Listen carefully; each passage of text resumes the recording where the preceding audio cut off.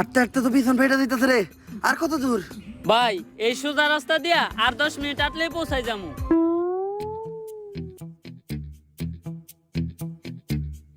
ও এনে রাস্তা দেখলো কই? কানা তুই এনে রাস্তা পাইলি কই?